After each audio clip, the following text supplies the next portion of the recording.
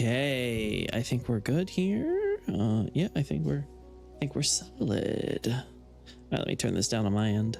There we go. There we go.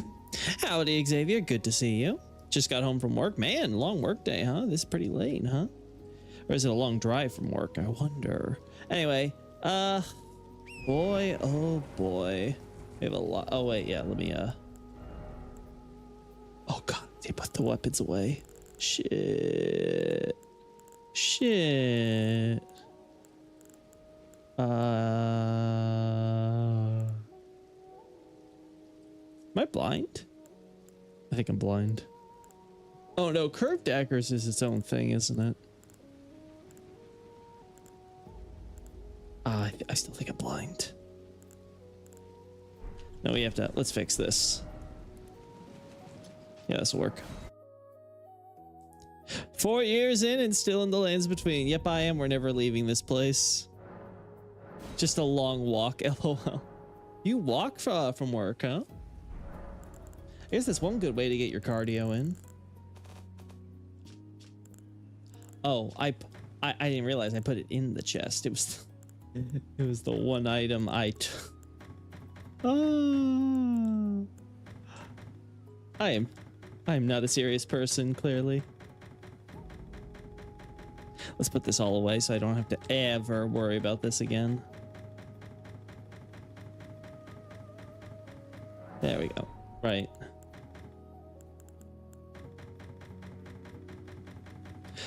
How fast can we do this? Oh, well, pretty fast, turns out. Okay, so let's get some classic shots here. We'll be here for more than 10 years, I can tell. Yeah, that's probably how it's gonna go. I have ranged weapons too, like, let's put those away. I forgot those are a separate thing. All right, right, button mash chat. Oh, wrong button mashing button. There we go. Oh, we can't do that. Oh God.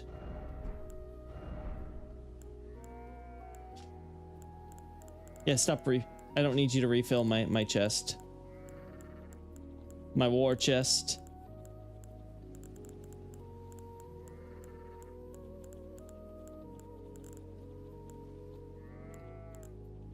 All right, I think that's it.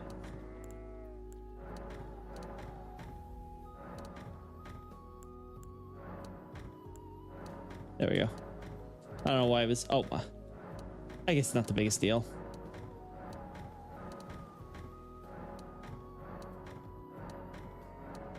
There we go. Then you. Oh. I actually hit square when I do this. There we go. Oh. And now I hit L1. There we go.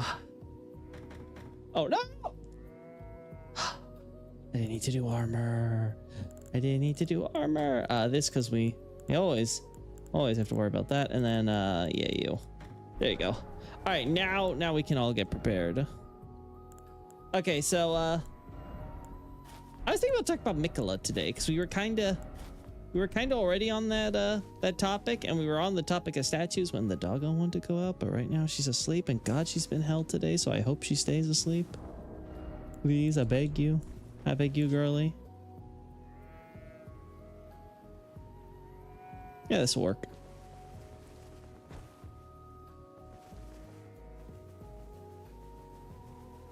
Now we have here. Now the trick is to find a good spot where we can really get the sense of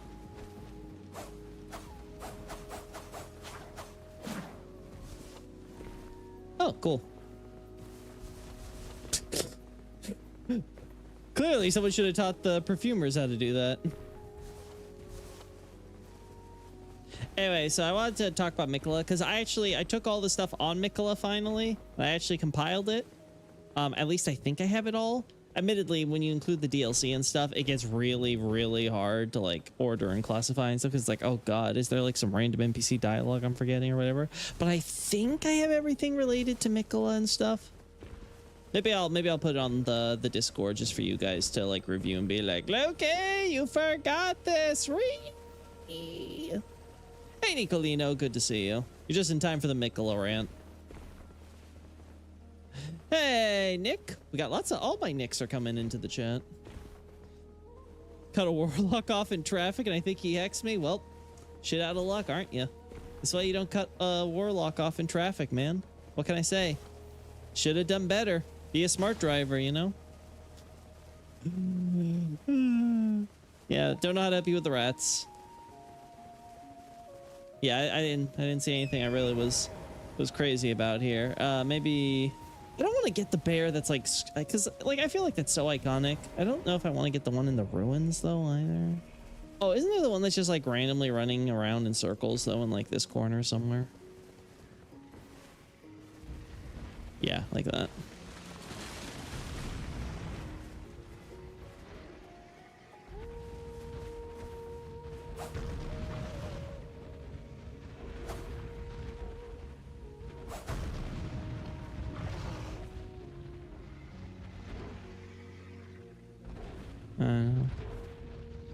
It's the same direction every time though, basically, so.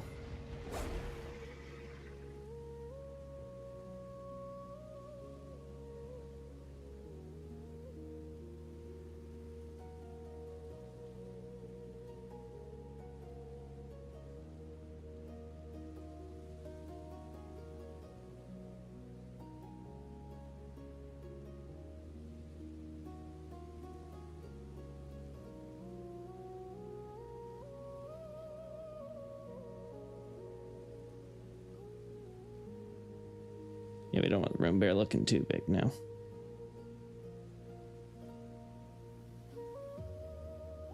Something like that could work. They can be so petty. I apologize and everything. Listen, man, you don't deal with two people when you're on the road. Cops and warlocks. Both of them, you're just like, okay, sorry to bother you, sir. You know, and you cooperate and you give them whatever they want and you get out of there as soon as you can. You went to the DLC, you could also have the perfume. Ooh. Ooh. Actually, you're right. I could have it in the other arm. Yeah. Yeah, I like that. Let's do that.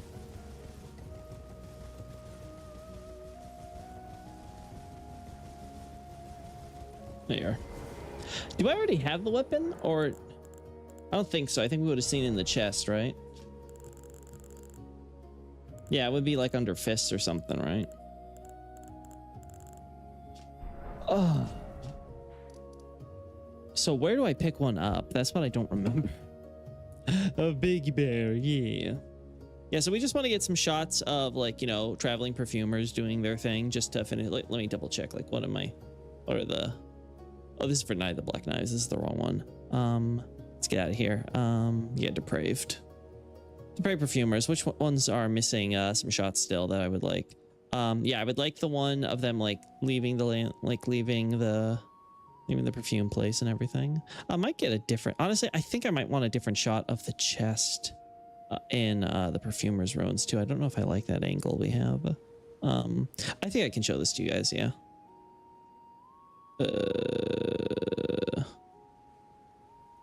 Yeah, you guys can see this, so. Yeah, you can't see it perfectly, but it's fine. It's fine. It's fine. Anyway, so, yeah, so we got some good stuff here, but I feel like I want to get... Can't really see the full comparison there, but like with the shields and stuff, we got a little bit showing off that, and then we're gonna have the perfumer stuff there. This I think is pretty safely done, right? With all this, I think I did a pretty good job there. This ended up being surprisingly small for a gallery, but I think it's fine. I don't think I'm missing anything at least. Yeah. Because most of it's just exploring. Then there's this. God, they have like little puppy dog guys.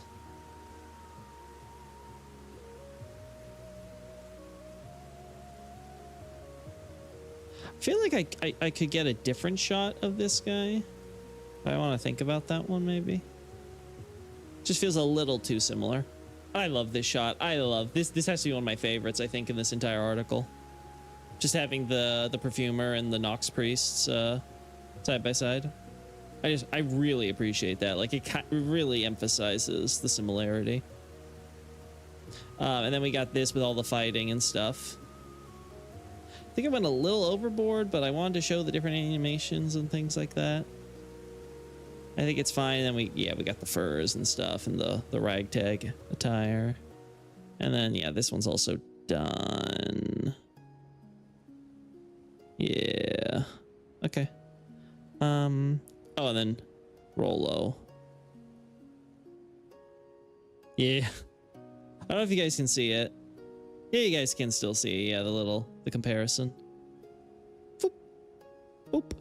Yeah, it's a little more zoomed out on the thing. I was a little bit too generous with this, but I think it's fine. It's a little bit more seeable. Like, this have to be perfect. Then we get to see all that. Yep. And good old Carmon.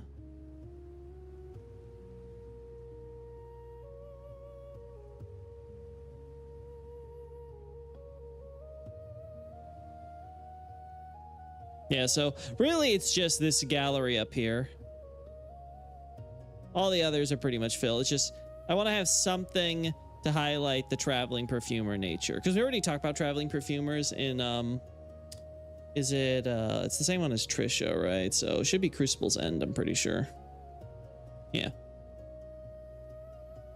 Yeah, so we already talked about Trisha and the traveling perfumers a bit there in relation to fundamentalism, but this one's, of course, now we're talking about timeline, so I want to be able to cover that. Let's see, technically be in the main hand. So I should have the dagger in the offhand is what you're saying. If you haven't seen it, I recommend watching the latest Sinclair lore video. Sophie talks with Knights of the Orchards about Souls conspiracy theories. Very entertaining. Knight of the Orchards. I've never heard of this person. Cool. It's at the Perfumers Gathering in the Mesmer camp in front of Castle Mensis. Thank you, Xavier. Thank you. All right. Let's go pick it up now. Thankfully, we're already here.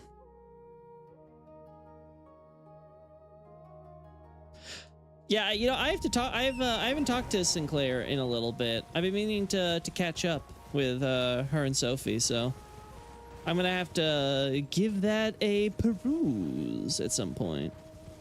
I think I want to contact them first though, because I really have been meaning to get in contact with them and just see how they're doing. But you know, it's been, you know, life's a weird thing, you know. Especially for someone like me who doesn't really keep track of time. You know, you're looking at it, you're like, oh, wow, it's been like 2 years or whatever, right? Like, it's just one of those things. You really let it get away from you. I try to stay on top of that with people because I generally, you know, I'm generally interested in, like, you know, how people are doing with their lives and seeing if they're doing okay with everything. All right, let's see. In front, okay, so you say in front of the castle. I assume you just mean the general area. I still have to go around looking for... I mean, I've looted these... I've looted these corpses, apparently. Oh, I can't go in there.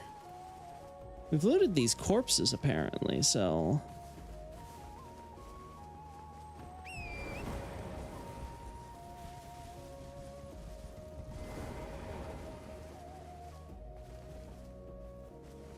Other side of the castle. Oh, the other side. Okay.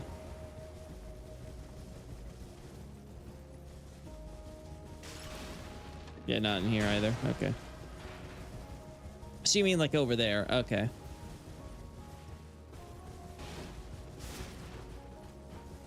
Moon Castle. Gotcha.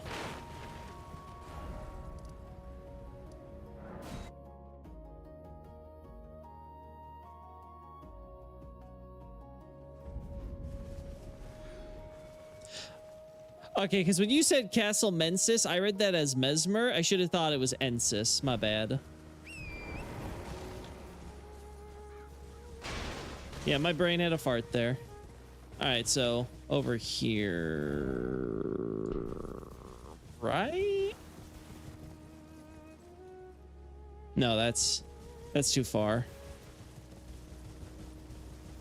Was it up north here? No, no, okay. Oh, it's over there, I think. I'm pretty sure it's over there. Right? Yeah, okay.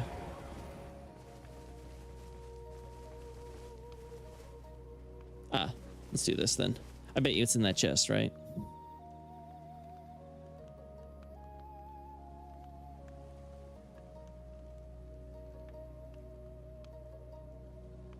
There we go.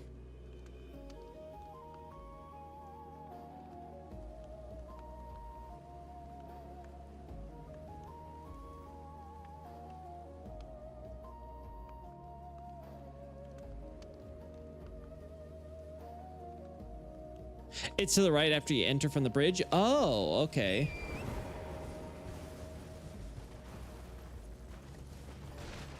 Oh, no, yeah, I'm at the right place then. Yeah, okay. Okay, yeah, I'm just behind now. Yeah, I'm at the right place, right?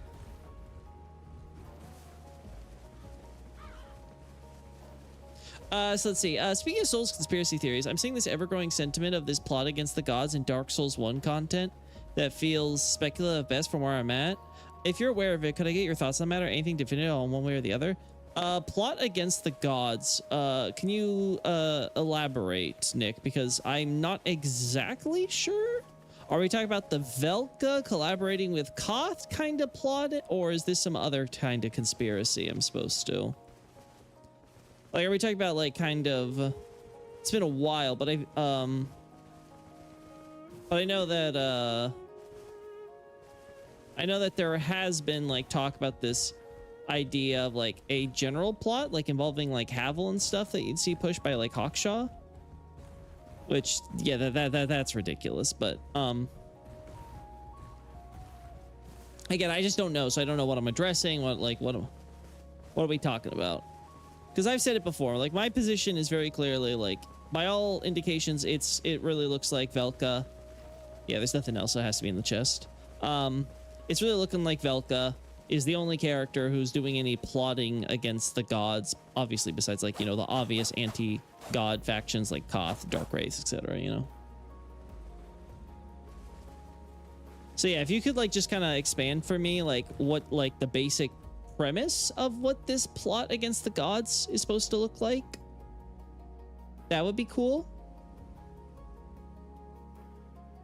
Because otherwise I just don't know. That's the one? Okay. It's the Havel one. Okay. So yeah, there's no denying that Havel, quote unquote, had planned to assassinate someone in the palace. Most likely this is Gwyn's firstborn. The plot never went through for obvious reasons because Gwyn's firstborn just ended up leaving. So Havel never had the time to enact the plot. But it's very clear he had his armor all stashed away there within the palace. He had a club, a very simple, easy to smuggle in weapon that wouldn't raise any eyebrows, right? Relatively speaking.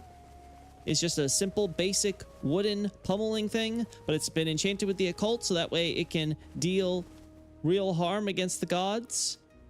Like, it's very clear the idea would be that Havel intended to do real harm to a god right there.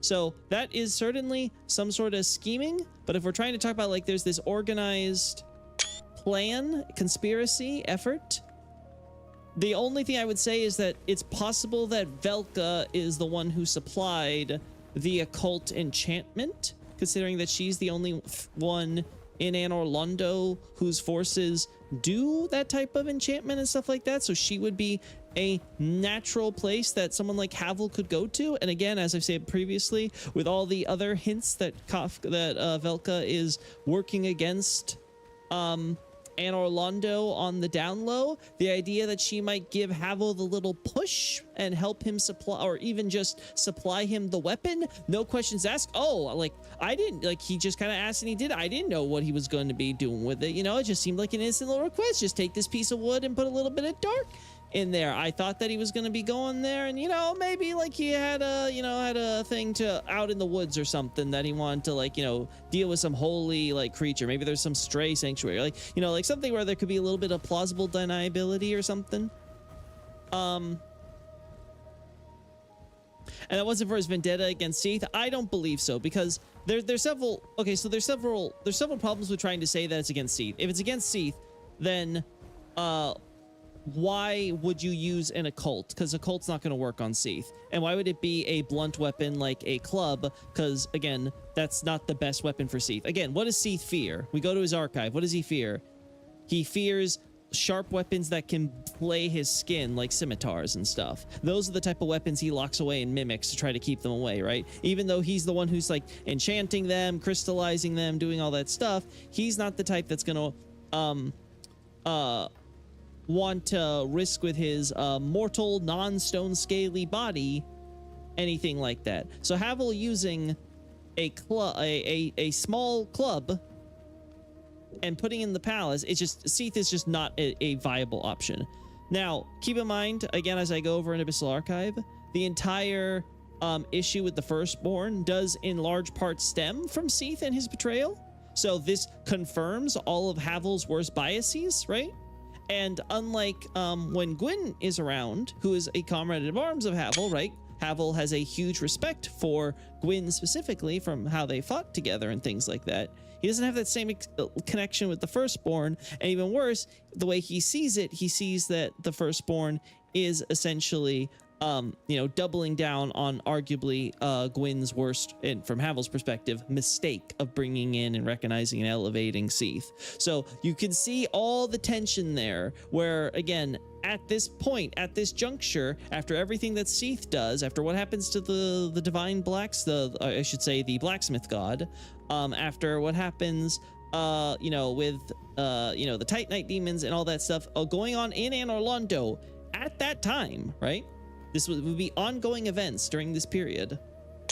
All that's going on, and the Firstborns comes out and says, hey guys, okay, how about we give up on flame and holiness and all that stuff and just like become dragons? Again, Firstborn, great war god, terrible politician. So yeah, you can see why tensions were getting to the point where Havel was on the verge of basically trying to assassinate the Firstborn in his sleep. Like he was going to be like, okay, I'm going to suit up just in case, going to just pretend like I'm a normal guard going about my patrol duty, going to walk into the king's chambers, and then I'm going to beat him to death with a club while he sleeps. That was probably the plan.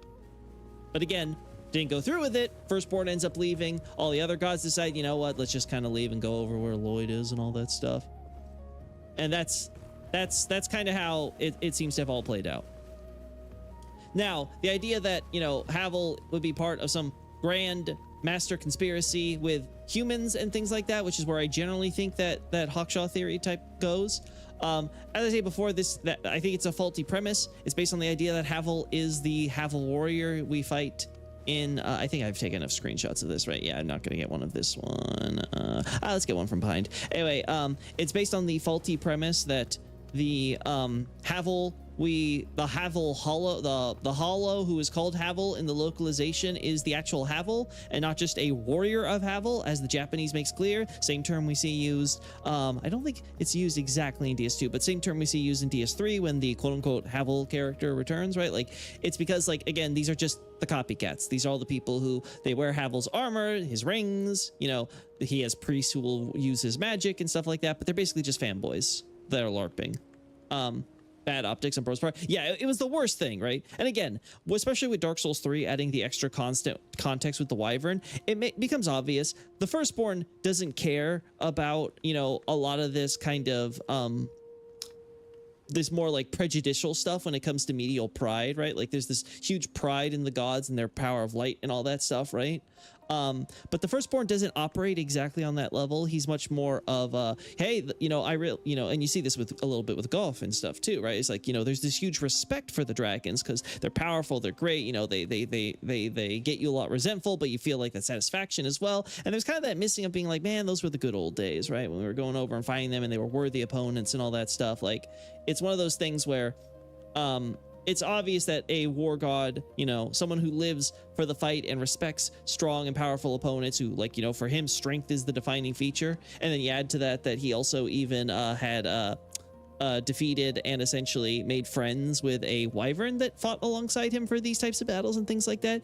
You can really see how his biases made it where he just doesn't view, you know, this idea of becoming dragons as like such a big deal, especially when their entire civilization's on the line and Gwyn's big plan with the fire linking just hasn't been working, whether you want to blame that on the firstborn's incompetence or otherwise. So it's just, it was terrible optics. It was, especially, it's like you literally just had a dragon, Seath, responsible for causing so many related problems right there. You know, obviously there's the whole Seath, you know, going mad by himself, taking Guinevere's holy women and things like that. Like, that's already, like, that's a royal scandal of its own, right? Like, this is the king's brother-in-law at this point, right? And then you add on top of that, you know, the whole thing with the blacksmith essentially getting like a botched kidnapping gone wrong that kills him, and then it's like, okay, well, now we just lost like our best blacksmith over here because of Seath. And again, they can't manage to actually be able to take Seath out. They can only besiege him in the castle, and they're not able to actually just conquer it. Again, it's like, you are a war god. You're not making a good case, you know, there for your abilities and stuff. If you can't manage the troops and everything to be able to do more than basically just kind of keep Seath confined, quote unquote, there. And then you have the whole Titanite demon stuff that's going on afterward. Now, like, you know, you random Titanite in the streets is, you know, slabs in the streets and stuff from the blacksmith are turning into these monsters like continuously, and you're having to deal with all this problem like here and there and all their stuff, right? So it's just, it's one of those things where it's like, okay, all this shit is happening, and you can all basically say it all traces back to Seath. And then your option is, okay, yeah, but okay, maybe a dragon caused all this problem, but like, what if we just like become dragons then? It's absolutely terrible politicking. Again, but that's what makes that's what makes a lot of the Dark Souls 1 stuff intriguing, though, right? And as I said, you compare that to this other theory, which is like, oh, Havel is this human hollow we fight. So Havel is a human. So there's this big thing about humans being with the gods and stuff like that. And again, there were humans in Anor Londo society, don't get us wrong, but these would be like underclasses. These would be, you know, the priests, the devotees, you know, the Guinevere holy women, like all of these types. Not... Okay, maybe...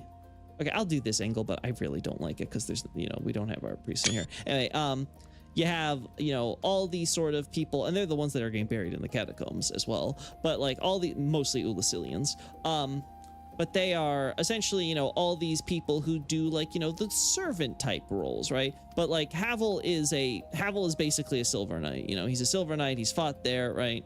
You know, clearly he doesn't have the undead curse or stuff like that. He's not sealed away in the Ring City or anything like that. It's very clear that the idea is that Havel is a medial Silver Knight, much like the others who would serve alongside Gwyn in the battle. He's a god, you know, as Dark Souls 3 builds upon. You have another very unconventional Silver Knight in the form of Lido, who makes friends with Havel and stuff like that, because both of them are kind of oddballs, right?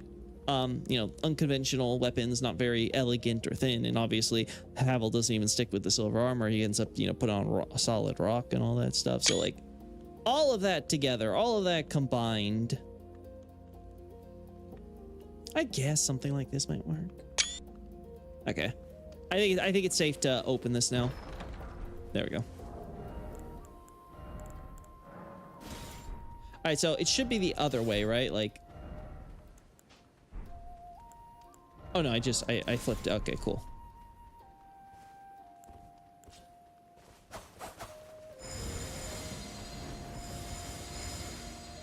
Okay, yeah, I like this. I like this a lot. Now, just to confirm, let's compare it to our buddies here. And all of that, all this idea that essentially that Havel is a human, essentially, I feel is like kind of the crux of being like, oh, there has to be this great conspiracy and stuff between humans and relation to Anor Londo and all that stuff. And like, no, not really. Again, the whole thing with Havel, completely separate from all that. And just in general, there just isn't anything really to substantiate this.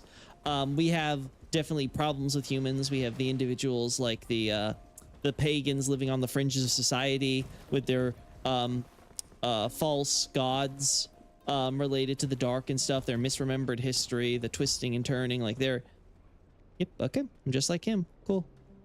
See? My brother. Yeah, I know. He got all the tall genes in the family. Charged R2 does the spin. Oh, that is so cool. Lol.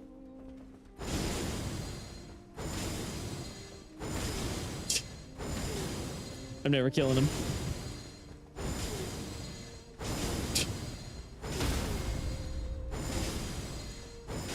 Am I doing any damage even? Like, what do you need to use this? Oh, I don't have enough dex.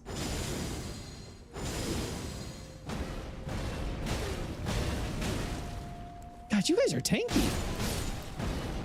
All right. Back to where we were at.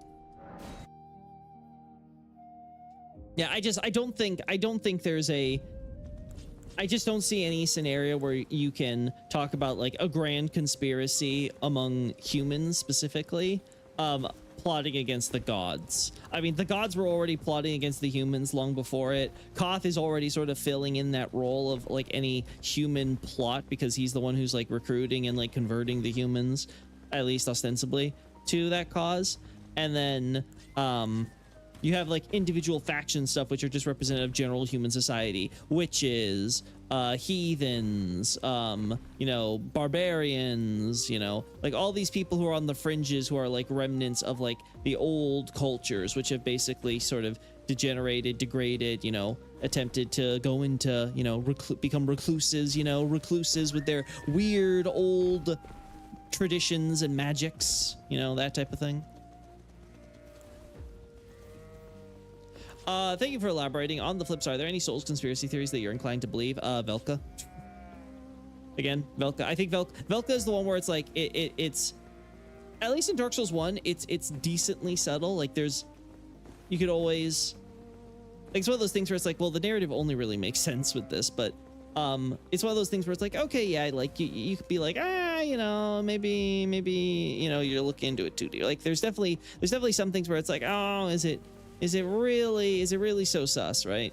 Dark Souls 3 kind of rips off the band-aid on that. Like it makes it very obvious how deeply entwined Velka is with both sides and how she is clearly playing it for her advantage and stuff like that. So like all of that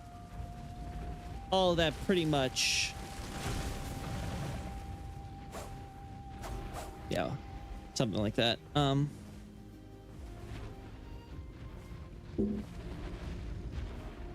Oh, the other one had golden eyes. I forgot. I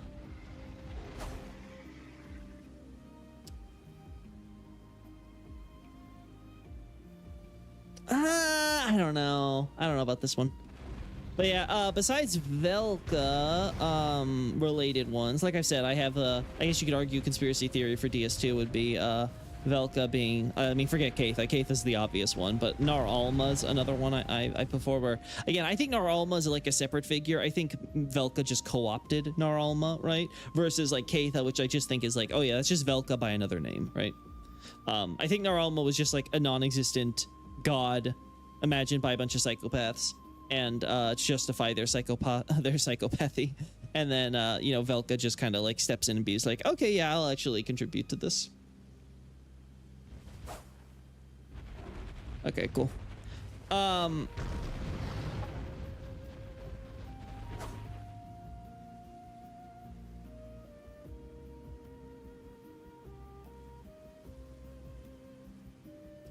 It's okay. You don't get to see the... Yeah, nah, that's not good enough. Higher standards. Okay, no, we want to be here.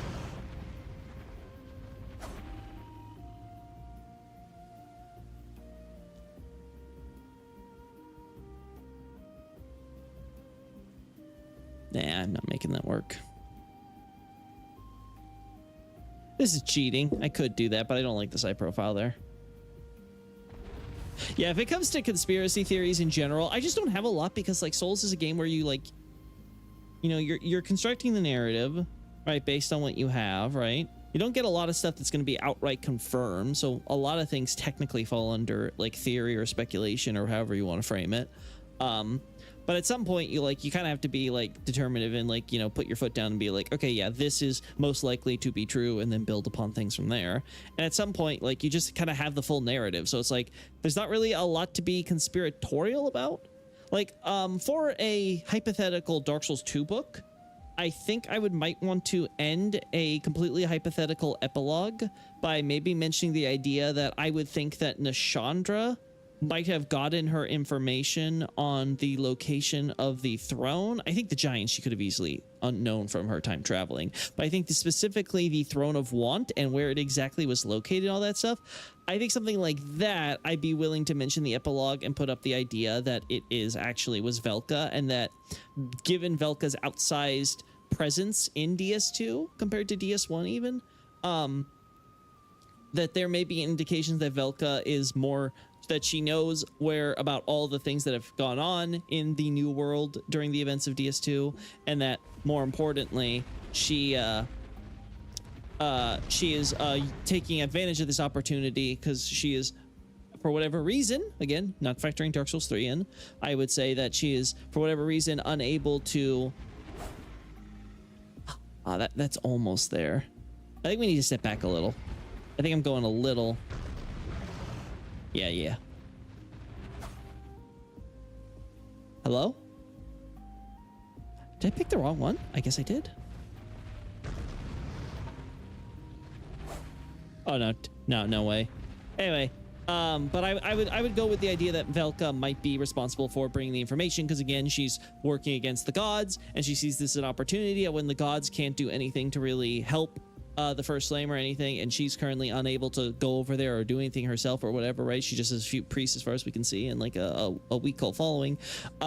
She is using this opportunity to essentially have, comes across Nashandra during her travels or whatever, or, finds her, identifies her. Like, they're easy enough with someone like Velka and her knowledge network, her information network and everything she's got going, that she'll be able to find Nashandra and then be like, hey, I'll just tell you where this First Flame is, because, hey, you can then do this for me, and it'll be in your interest, because obviously you want to get the soul of Cinder, essentially. So that would be one where I'm like, okay, yeah, I guess we can count that as a conspiracy theory, I suppose. But again, it just goes under the fact that ultimately Velka, she's the character who is supposed to be the most mysterious. She's the one who's the most behind the scenes type of agent. She's the one with the most ominous indications and circumstances surrounding her on everything and events that she is implicated in. And therefore, I would say that any conspiracy theory almost inevitably ends up following her. No, that's too... I did it so good the first time.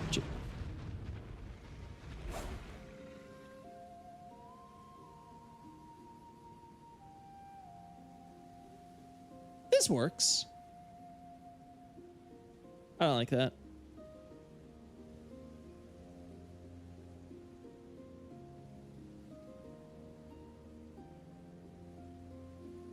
Nah, makes it look too big.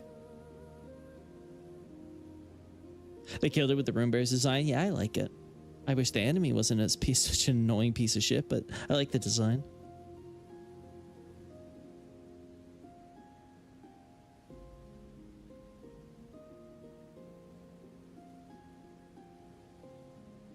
Yeah, I do wish we had more alien-like creatures in... Like, we obviously have, like, the spirit jellyfish and stuff like that, but, like, actual, like, physical, biological creatures. I wish it wasn't all just pretty basic animals, right? In the Lands Between. Like, it's like, just deer. I don't know. Maybe it's just me. I feel like it would have been cool to see stuff more alien, like in Dark Souls, you know? Like, oh, it's not just a lizard, it's a twin-headed lizard. Oh, it's not just a frog, it's a frog ray. You know? Stuff like that, I think I really appreciate.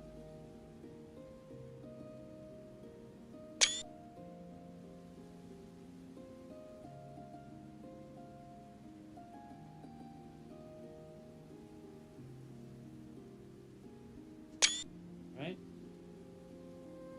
All right, so back to what we were wanting to talk about earlier, considering we're about to finish up getting this screenshot I wanted to grab so badly. Which was our wonderful, wonderful friend, Mikola. So Miquela's got quite the timeline for him. I don't think people realize just when a lot of stuff has to be happening with this guy, right? And I've gone back and forth on what I feel about Mohg and stuff. I thought we had a line in the DLC which kind of settled the issue outright, but I apparently just kind of hallucinated that. So apparently I have to, like, you know, oh god, it's not working now. I think I have to unpause. That sucks. Wait, I know how to fix this. There we go. Oh, I didn't have it activated. I'm such a dumbass. Oh well. I got the shot. That's what matters. I was gonna play with the angles and stuff, but I think it's fine. Hey Lucas, good to see you in the chat. Metter kind of has alien vibes, though she's kind of just fingers. Metter doesn't count as wildlife, though. Again, I'm talking about like organic creatures and things that you would just find when you're like going through the world. And that's what I'm thinking of. Like Dark Souls did a good job of making it where you feel like, yeah, this is a fantasy world with like fantasy elements and stuff. So yeah, there's like wolves and dogs and things like that. But like, there's a lot of like really like weird shit, at least in the places we explore. It feels like that should be more the case in Lands Between, but like the dragons for the most part are pretty normal. Like there's nothing like really alien about the dragons compared to like Gaping Dragon in like Dark Souls 1 or Seath, of course, in Dark Souls 1. Even to some extent the Stone Dragon in Ash Lake in Dark Souls 1. Like just in general, obviously the wyverns in Dark Souls 1, like those wyverns, they look like a little bit off. Like you're like, okay, let's put like with the heads in the way, like. There's the land octopus. The land octopus is just an octopus that has its tentacles all tangled up in itself. It has the same problem I have with it as I have the problem with like the snake balls in Bloodborne, where it's like, okay, I get it, I get the concept, I get the idea, like I understand the design process with what Miyazaki was asking for when he was sat down with the designer and they were like talking about this and what he wanted to get out of that. I still find it so hard to believe that an otherwise ordinary creature like a bunch of snakes or an octopus somehow consistently every single one we encounter has gotten themselves tangled up in their own goddamn tentacles or tails or whatever they got. Like, it is so silly to me. Like, it's one of those things where, like, okay, like, if I saw this enemy, like, very rarely, like, okay, sure, it doesn't stretch credulity too much, but it's, like, every single one, and you find these things, like, every other pool of water. Mirandas aren't biological creatures. Mirandas are, like, a little alien, even though they're, like, just kind of flowers, but at least they have, like, the magic thing going for them. But my problem with Mirandas is that they're not biological creatures, they're plants. Again, I'm thinking of like, you know, flesh and blood stuff. That's more like the Room Bear, where it's like, okay, it's not just like a bear. There's at least a little something there. Land octopus, like you could say maybe that's kind of borderline, but like I said, I think it's one of those things where it's like, oh, okay, you just took an octopus and like, it's just like, again, tangled it up in itself. It's just kind of, okay, I guess. It's a mosquito octopus with a huge oversized beak. I don't know what a mosquito octopus is. The beak, sure. Octopus with beak, I can kinda get that, but like that seems a little too normal for me. Again, we're comparing to like other games where we get like, okay, it's not just a lizard, it's a lizard with two giant long elongated like dinosaur heads almost. They're animal flowers, they scream. It's like, you don't have even vocal cords. How are you doing that? I don't know. Ah, I'm on fire. Spider scorpions are okay. Spider scorpions, I'll give you. The DLC gave us spider scorpions, so it's like, okay, it's like scorpions, but they got like spider stuff. Like that's a good little, like, you know, that's a, you know, it's kind of basic. You know, oh wow, you took the two arachnids and you put them together. Like, oh wow, huge. But like, it's something. Yeah, there's no other angle I really want, I don't think, but we can go with something.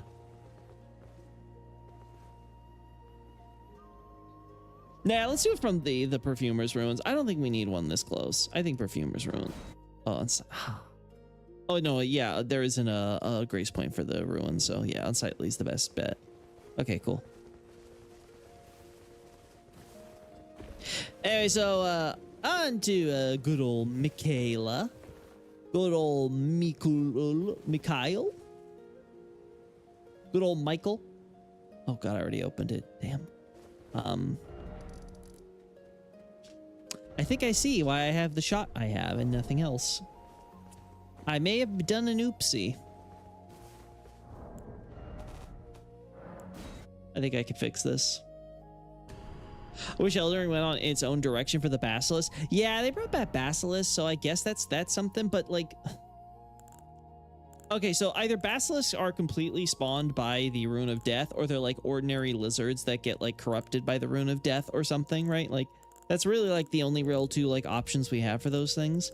And I find that either way, it ends up in a situation where it's like, okay, but like, why you gotta make them literally just the Basilisk from Dark Souls? Like, why are we even sticking with the name Basilisk? Like, at least in Dark Souls, you're like, okay, like, you know, like this is just like a fantasy creature or whatever. But they brought him back. I will say, I'll give him credit. The fake eyes thing from Dark Souls, it is cool how they use the Godwin eyes. So like, I think that's like a little bit creative. But then it's like, otherwise just looks like a really weird, like leathery, like, I don't know. It almost looks more cartoony, right? Like it looks less like a believable creature so much as like a McDonald's toy. With the way that its skin and stuff looks. I don't know. I think it's the one time I think the more vibrant art style of Elden Ring just doesn't jive, I think. I'm so sorry, man. We keep sidetracking you. Listen, I sidetracked myself. I could just ignore you all. But I would never do that. Much. I forgot what this is.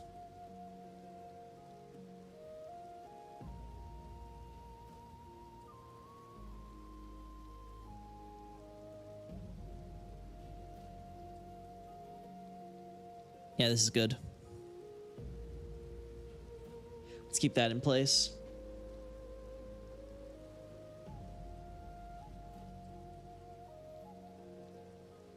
Night Rain foreshadow.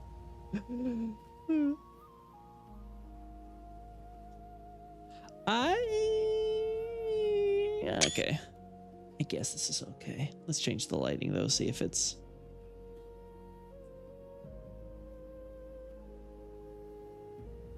I think it's a little better. I'm so here for Michaela. Yeah, let's go talk about good old Michael. Good old Michaela.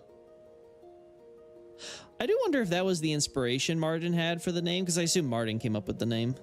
Because it is written in Japanese just like Michaela and stuff like that. So it's like, I do wonder if that was the idea for the name. Or if Martin had like a completely different inspiration for what it called. It just so happens to resemble Michaela.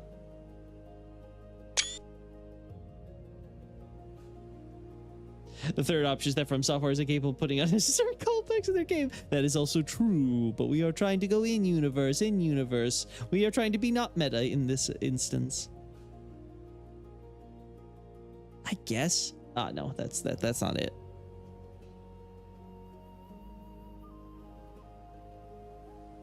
This is another option, and I think that one's pretty okay.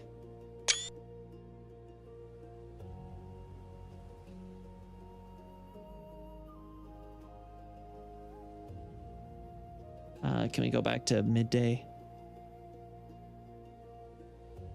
Okay, 11.99, close enough. Close enough. I assume this is like a perfume bottle or something.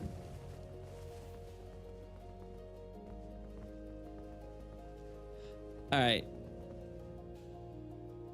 So we got those covered. Let's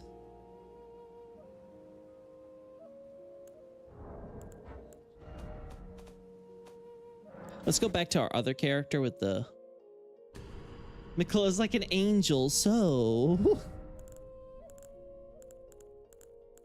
Corey? Yeah, Corey. If I remember correctly, Mikhail, it means in the image of God, so it would just be a feminized version. Yeah. The idea would definitely be like Michaela, you know, however you want to put it.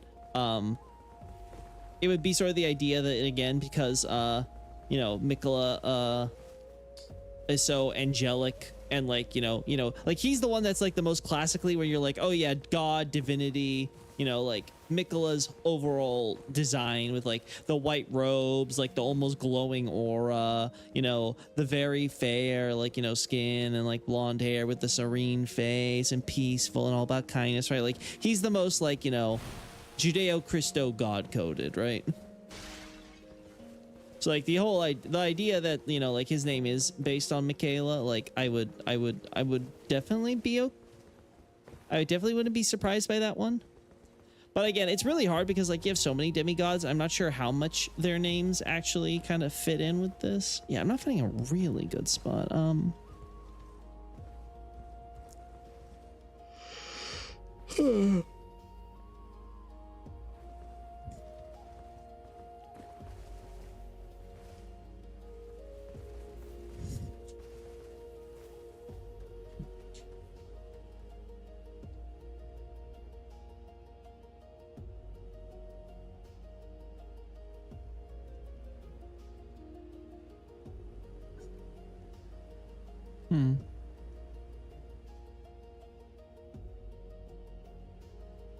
Nah.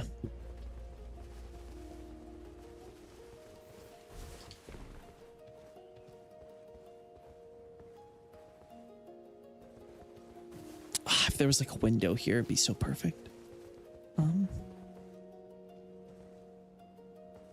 Oh God. I have so many ideas. I'm just like, damn, the framing's just not gonna work.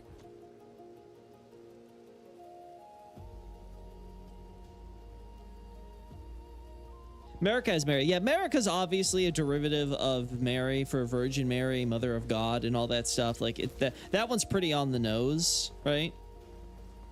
I just don't know how much it would apply. I think Rykard, I can't remember if Rykard is based on a real name or not, but I think there's a derivative where Rykard like means regal or king, which again fits because they make a surprisingly big deal about him being like the Lord, you know, the Lord, quote unquote, king of, you know. No, they use the quote unquote like ruler monarch term for that. But, you know, generally just the idea that, you know, he is like, you know, a king with the crowns on the snake head and the throne in his manor and like, you know, like all that stuff. They really kind of lean into it. So like it would make sense to me that they're going there, but I don't know about the others. I have no idea if the others have pretty clear cut. Oh, sorry about that. I had a little tired. Clear cut name meanings. No, I don't think you're looking too deep into it. I'm sure Martin had a reason for the different names he had, especially with characters like America and Nicholas at least seem on the nose. The problem is just figuring out if there are meanings to the other names and if we can like, you know, very easily identify them, you know. Like recently I was very happy about the whole I guess in English you're supposed to pronounce it Dean, but like technically it's supposed to be Dine. Which happens to be the part of or actually no, it's supposed to be pronounced like anyway, the point is that like, you know, it's supposed to be part of like, you know, Undine or Undine as we say, and like, you know, Undine being like, you know, water spirits and stuff like that. I was like, oh, you know, in connection to like all the stuff with Stormhill related to like the water and all that stuff. And yeah, maybe the storm itself. And that name hit me. I'm like, oh my God, that's like so good. Ronnie is Buddhist, I think. I heard that from Quailag. Ooh, I have to watch Quailag's video. She's done one on any of the names for demigods and stuff then. Yeah, Richard's Germanic for ruler. Yeah, and I think what happened is like Rykard is somehow derived from there. I don't remember if it's like a Latinization or something. Like, yeah, I have to like I have to go back and look because I do remember looking at Rykards at one point. I forgot how that even came up with me at the time. Yeah, I was thinking like, oh man, just do like a thing, but it's like, it just looks like generic ruin we're standing on top of. Like, it doesn't give you the sense of, oh yeah, you know, they're from the flower garden, but they're thinking of, especially when we're already wearing the outfit and stuff like that. It's like,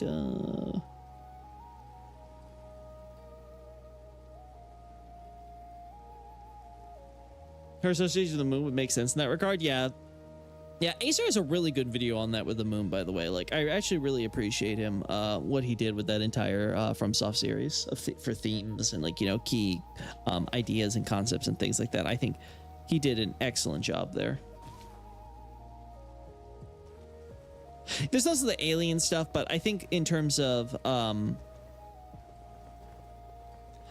like Buddhism, like specifically and stuff, I think the fact that she's like the moon princess and stuff definitely ties in there a lot.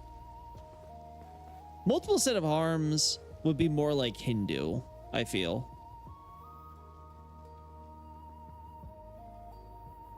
Like, I feel that tends to be where your mind goes when you think of like multi-armed creatures more than Buddhist.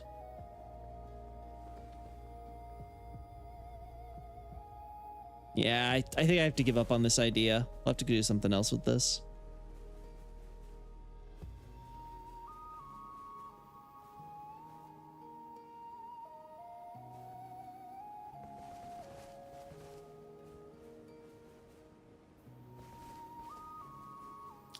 God, this is so boring. I might have to give up on this one. I think we might just stick with the one image fighting the room bear. I think we end it there. Hindu, I mean then, LOL.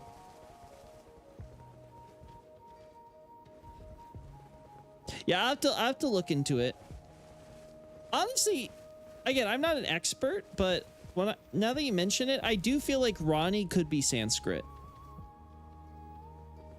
I do think that does sound like that could be a Sanskrit word, just because, like, you know, like when you hear enough Sanskrit, like, you know, you kind of get like you know, when you hear enough about a language, you kind of get a vague sense of, oh, that kind of sounds like that language. That kind of sounds like it'd be something in the family of like Sanskrit. So it could be.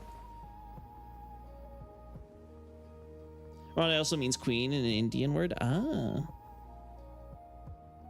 Like Shiva. Yeah, that's what I would be thinking, right? Again, I'd have to look into it myself and see. Okay, Doggo's still sleeping. We're safe. We're safe. The beast is not awoken.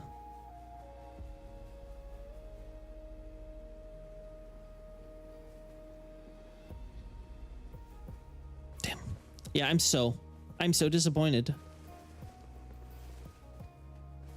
I was hoping we could get a little bit more, but I guess not. Okay, well, in that case, I guess we'll just end that here. Well, I can always come back and take another shot if inspiration strikes me on this guy. Yeah, Sanskrit.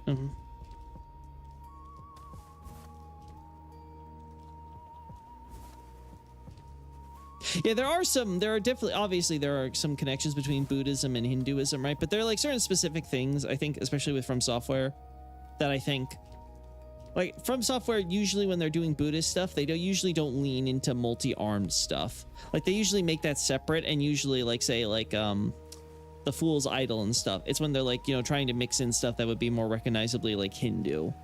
So,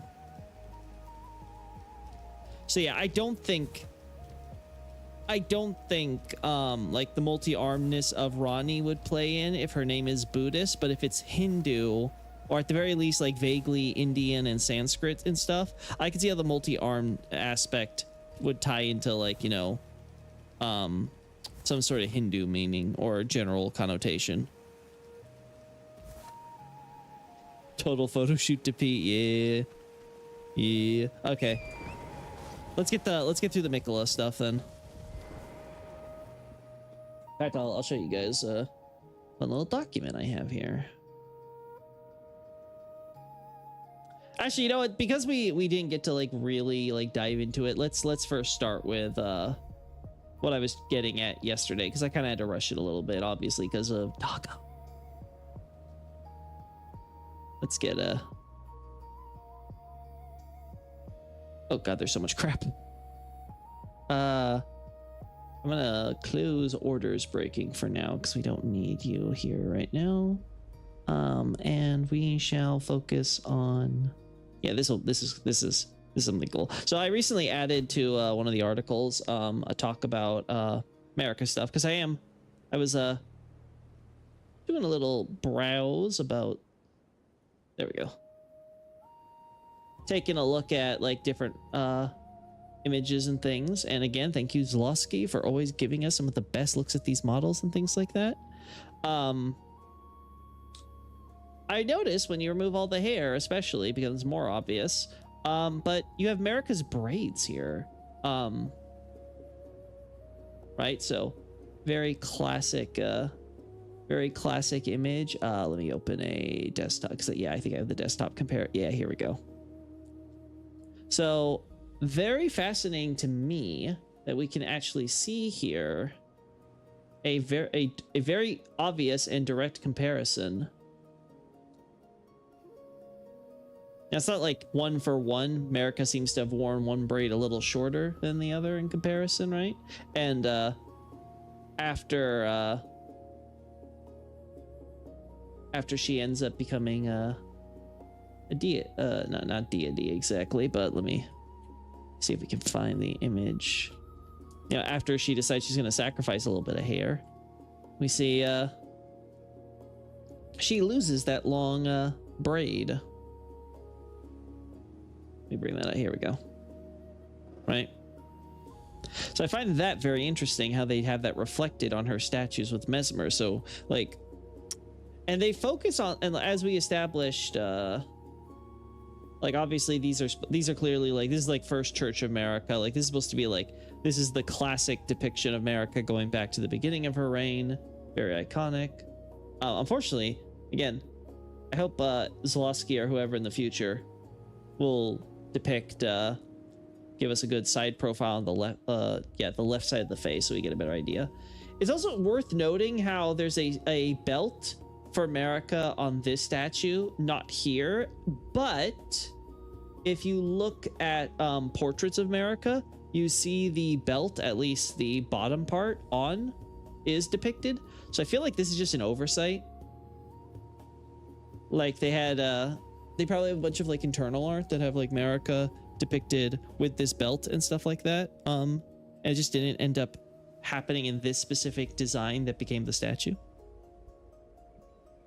I wonder if the grandmother was like their version of land god. America never saw her alive. I have thought about the same thing, Xavier. Not the land god angle specifically, though I think that's a good point. Just the idea that like the grandmother is, because again, specifically the term for grandmother they're using more literally means like great mother.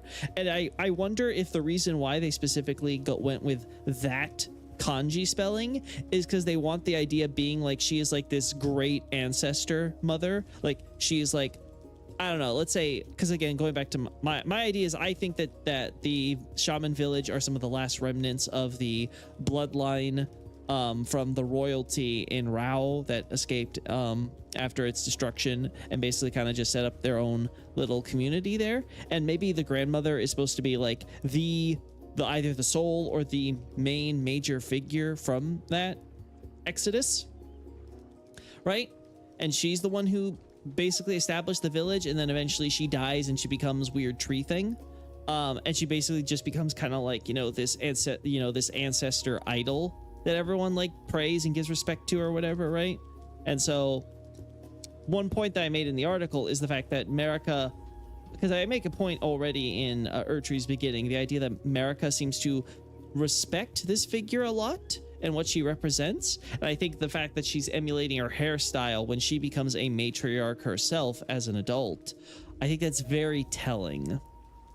So whether or not America knew the woman when she was alive, that's something I could see myself revising in my analysis. But again, it's going to take a proper understanding about what is causing her to turn into a tree. Like, why is she turning into a tree?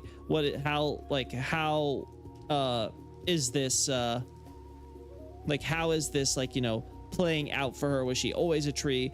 Did she could only become a tree later on?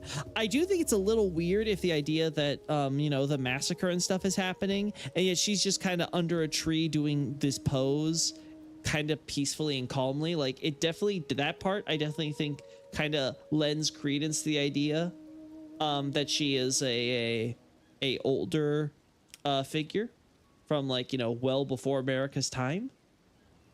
I also find it interesting how in Mesmer's context alone, we see after cutting her hair, America, and it's interesting too, because again, generally speaking, in Japan, the hair cutting is it's a very common literary trope where whenever a character is trying to basically you know, kind of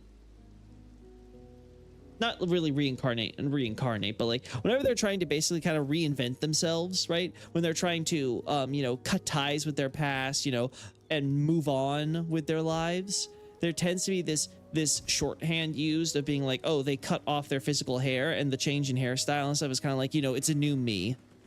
Like, I'm no longer bound by my past. I will now carve a new future. So the fact that she specifically emulated her grandmother, and yet when the Mesmer stuff is happening, she makes her prayer, her wish, and her confession. And then she, you know, essentially cuts off the huge braid that would make her resemble it. And as we see, this is the hairstyle she had. Let me see if I can find it.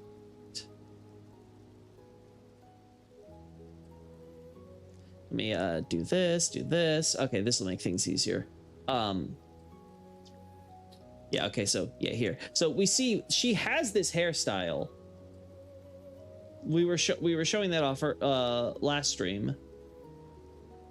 She has this hairstyle with Mesmer. It's not very obvious, but the braid kind of clips into the back here. So it's not really seen there, but it does exist. You do have the shorter braid here. Also, the belt's back still. And you have this depiction of, you know, presumably baby Mesmer in Marika's arms. I find this interesting because if Melena's the twin, the fact that the twin is not being like, it's not like, oh, we're showing both children, it's focusing solely on Mesmer. I think that kind of shows how much the sister has become persona non grata after the whole God Hunts thing. Do you know about the cut umbilical cord item, Loki, for Bloodborne?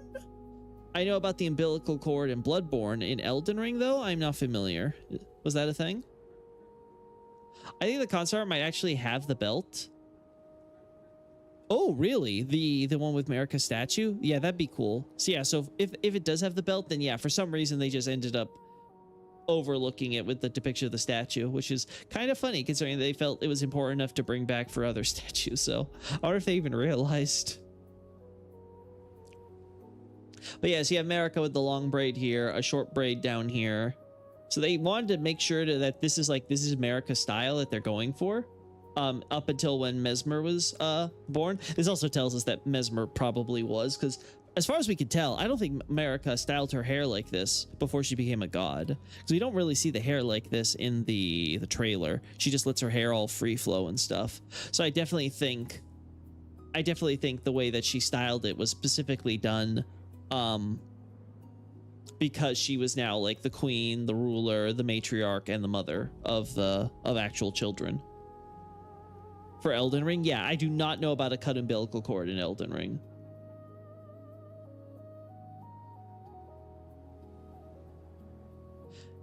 It sounds vaguely familiar, so maybe I had a passing mention, but whatever it was, I definitely forgot about it by now. And we also talked about how apparently they've confirmed that this is the same face model used for the statue at the Halig tree with Melania and Mikola hugging that larger figure, which again I've always thought is Marika. The best defense you can make is it might just be a stock image and they just happen to reuse it coincidentally, right? That they're not intentionally trying to draw it, or maybe they just thought the character's expression they wanted to make sure was there.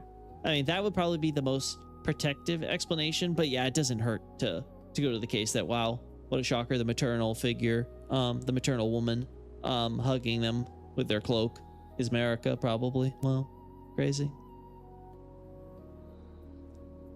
It's a equal 3 looped thing, but it would change the demeanor of your actions, so it might have acted like the reversal ring, as in make you males behave female and female male, as far as like your stances and stuff would go. Cool.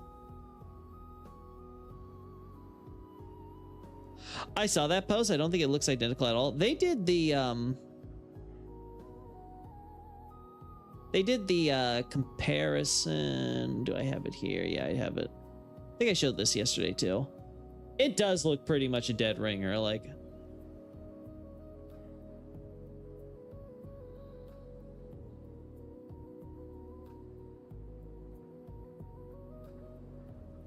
Like this.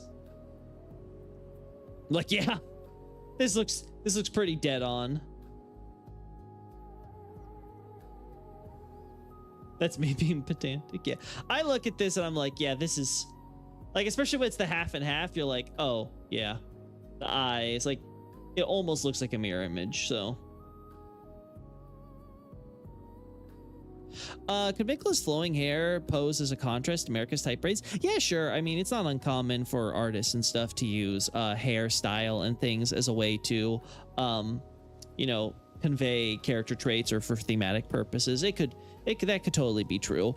The problem is that I would want to establish like what like Mikola's core, you know, characteristics and things would be, and then I would try to look at something like that, because, you know, that's, you know, when it comes to more thematic things where it's like, oh, you know, the way he wears his hair or something like that, that's something where it's like, it's kind of ancillary, right?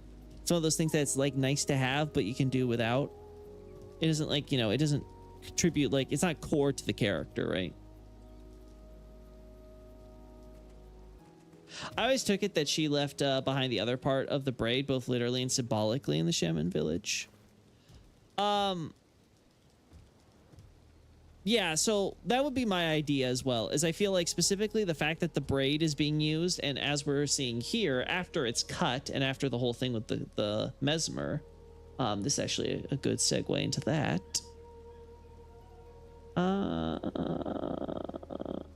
I don't know if yeah, it's okay. Here it is.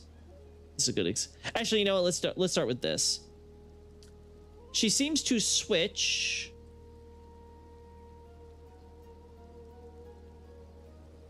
Oh no, that's the wrong one. Okay, yeah, now I can do it. There we go. She seems to switch to just having one braid on one side, which again makes sense. Just style your hair this way. Now, she doesn't look exactly like this in all her depictions, but this seems to be the idea with the Stakes of Marika, that the Stakes of Marika are established during the reign of Radagon, which actually makes a lot of sense why we don't see them with Rennala. You know, it's like, oh. But yeah, oh, that's not what I wanted. There we go. So yeah, this makes a lot more sense to me. Also, I don't think she ever wears bracelets quite like this in most of her depictions. I think she usually wears them on the lower arm here.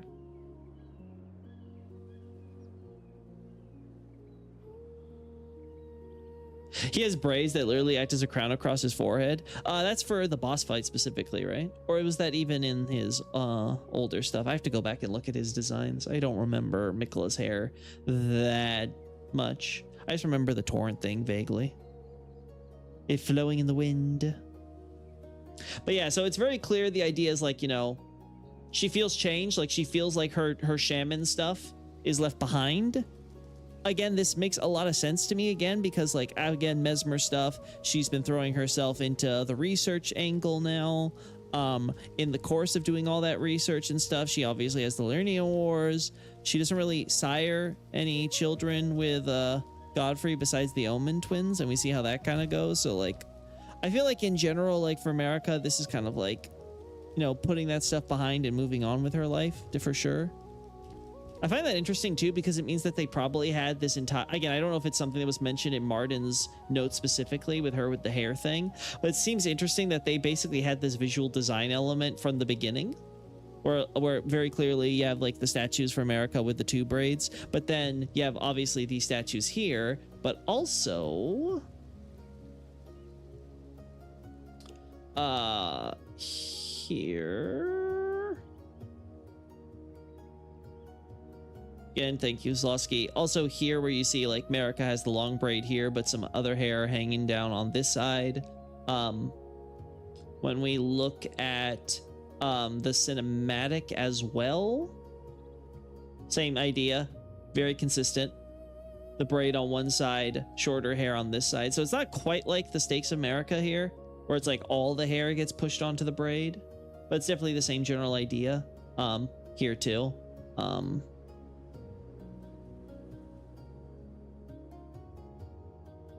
Yep, Marika here with the shorter hair here, but then the braid for the other side. Obviously it's a little messed up and stuff, but they're trying to show, you can even see the cracks here. So they're trying to show her, like, you know, this is clearly, I think this is like the Godfrey with Siraj image, where this is more like a very general concept design that they end up using in the final game. So you have this idea of like Marika with some of the cracks and stuff on her from like breaking the Elden Ring, and this is just kind of like representative of that, even though obviously we see the damage is much more extensive. Yeah, no belt here. Yeah, no belt. No belt on this one. The Stakes of Marika also don't got the belt, I'm pretty sure. Yeah, they don't. They just have the cloth and stuff.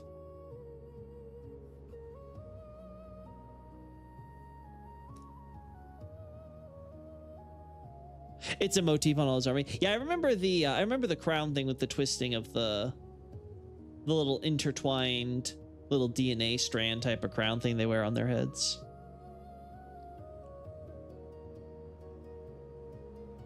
Yeah, I also like seeing Radagon's hairstyle here, because you actually do see. Yeah, this is it. I think this is probably one of the better shots we'll get. So you kind of have the similar idea where he's got the one braid, but it's kind of like in the center here, and then like his hair kind of like flows down in the front a little bit. So you don't really get to see it in the back, but it's actually pretty consistent with what we see here.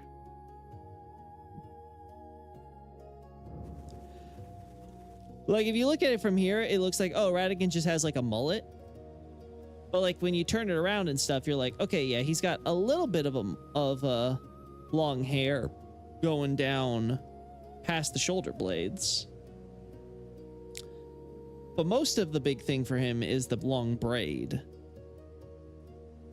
So he also has a braided hair going all the way down. So I kind of like that, how that seems to have been... Again, we don't know exactly what Radagon was going for when he was just Hero Radagon, right? That's one of the designs I would love to see, like Radagon's armor, or Radagon's you know, Radagon's weapon. Like just generally see like Radagon as a hero, you know, instead of how we fight him in the final boss. Let's see the same idea here. We have the braid and presumably all the hair in front of him here. Yeah, see? Very much there. It's just in the front though, unlike in the statue where it's in the back. He has a belt. Maybe a sash, but I don't really see a belt on him in the cinematic. Or do you mean the statue here? I actually didn't look. Yeah, he's got the braided belt. Yeah, Marika is like the same thing in artwork, but like it like stops here. In fact, let me see if I can find it.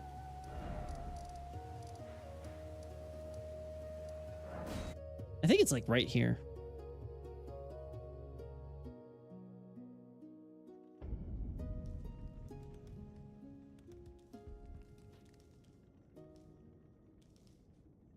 It's not. It's never that simple. I guess we gotta go to her room. We gotta go to Marika's place. Because woman can't help but stare at herself.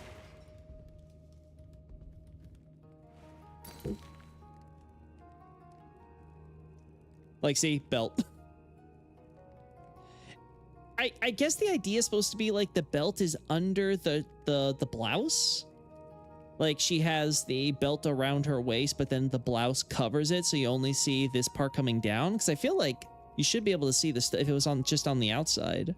But yeah, they do have the belt here, and it's obviously, duh, they're doing the America statue pose and all that stuff. It might have been another hammer since Goldbreaker's called a signature or attack. Yeah, it's possible, but it's also theoretical that he could have done that with multiple weapons. So like he could have done it with like a sword, a great sword. Like maybe when Renala made the Moonlight Greatsword, it was based on it was because like Radagon used a greatsword against her in the Lyrian Wars, like something like that. Again, I don't think you're wrong, Xavier. It's just that I think you can. That skill could theoretically, I feel like, be applied to other weapons, right? Like, I feel like you could easily see that, like, Radagon is adapting his hero's abilities to the weapon he has on hand. And then he may, like, even if there was, like, slight tweaks to it, he would still do the same essential thing with, like, other weapons, whatever he was using. But yeah, it could just be another hammer, which would be kind of cool. Like, Marika being like, yeah, like hammers are the only thing I really know how to use. I think that would be pretty neat, because you definitely make the argument that the Carians are just obsessed with swords, so they make Radagon a sword because, like, you know, that's their thing, is swords. Could that specific belt be a reminder of the braid she cut off? No, because she uses it before she cuts the braid, which is the point we're making. Again, this is sort of the point of the timeline, so we're gonna we get to bring everyone's favorite timeline. Everyone's favorite timeline.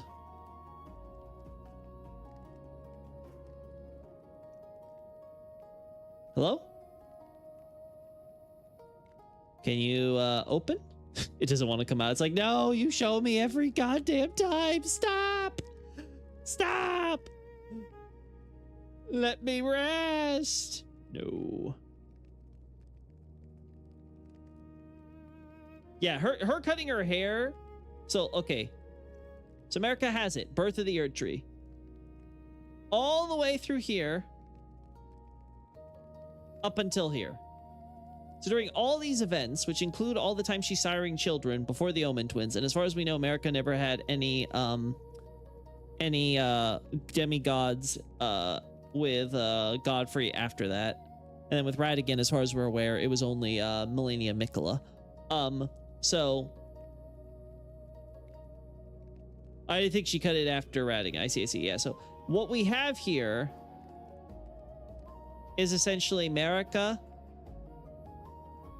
Now, Lyrian Wars happen here. And obviously Radagon marries Marika and becomes Elden Lord here. But like Marika has the double braids up until this point. And this is when she presumably will start styling her hair with just the one braid. Obviously, her statues are still going to use double braids because like her most iconic statue and stuff like that, representative, like, you know, her reign. Like, obviously, the idea is like a famous sculptor made it. They're going to reuse the design as much as they can. And then later, when Radagon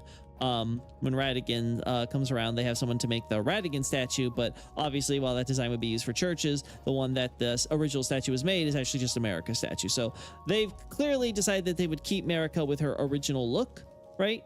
Which we see when she's given birth to Mesmer and stuff like that. She has that. But then during Mesmer's crusade, she gets rid of it. Her hair, you know, she again, specifically, you guys have to understand, like, this is the term used refers to like a Buddhist offering. Like, this is the type of one you make to your ancestors and stuff like that. Now, again, does that necessarily mean that the grandmother has to be a long dead figure or something like that? No, it could just be her normal grandmother. She died during the Hornsens doing stuff, and then, like, you know, Marika's coming back later and like paying her respects.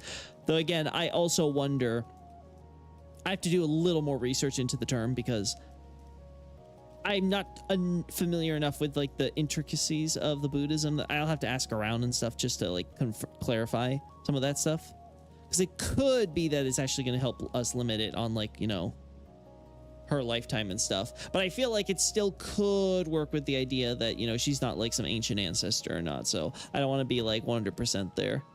Point I'm trying to make is that essentially what we've got on hand is that, you know, Marika is like trying to essentially like what's the word? She's trying to give something that obviously serves a purpose for her on a like it gives her in some sense closure. Because as I said before, like Marika's responsible for her clan's death, right? Like she is the one who essentially caused this. She chose power and stuff like that. And she kind of feels like she obviously needs to do it and make up for her clan for all the lives that were lost, right? And that seems to be the driving factor to why she has so many children with Godfrey, is that she's trying to repopulate the bloodline. Which again stops after the Omen stuff because of the whole curse and everything like that, but it generally seems to shine through. But it feels like the Mesmer thing, obviously, this lets her, you know, quote unquote, get back at the Hornsent, who she, again, cooperated with and helped them on this. And she's basically backstabbing them herself in this manner. But it sort of highlights sort of this idea that, like, you know, okay, I did you wrong, but here I'm making it all right. Right. So I can now put all of this behind me. I don't have to be trapped by you anymore. Right. I'm going to be able to kind of move on with my life. And clearly this doesn't start right away, again, because the whole Omen thing. But again, by the time that all happens, like Marika seems to pretty much kind of settle into like, okay, yeah, no, we're like doing this stuff. Like we're doing stuff more clinically now. So I think what we got here, where are you? No, not you. There we go. No, that's right again.